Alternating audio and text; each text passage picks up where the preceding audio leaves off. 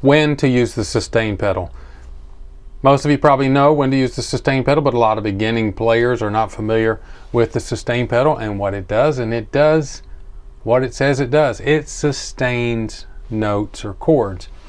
And so watch. Without a sustain pedal, there's a little reverb on there. With the sustain pedal, it continues to ring. And what's helpful about the sustain pedal is, say you're in one key for about 4 bars, 4 beats, 1, 2, 3, 4. Holding the sustain pedal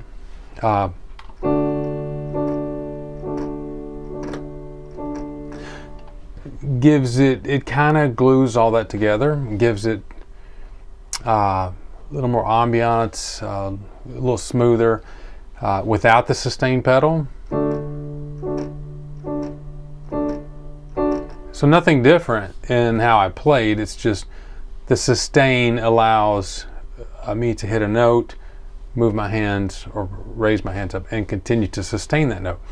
So when you're beginning to play and you're learning to play by ear and you're changing, if you're in one key or chord for 4 beats and then you move to another one, you lift the sustain pedal up and re-engage the sustain pedal. You don't hold the sustain down, or it will sustain the keys and notes from another chord into the chord you're playing, which will sound terrible. It'll just, yes, it's not good. Lift the sustain pedal up. So just a little brief tutorial there. Practice engaging the sustain pedal, pressing down when you first begin a new chord or key, and every time you change, be sure you lift up and engage the sustain pedal at the same time. If you're on a piano, it's the pedal to the far right. Practice, it'll become such second nature you won't even know you're doing it.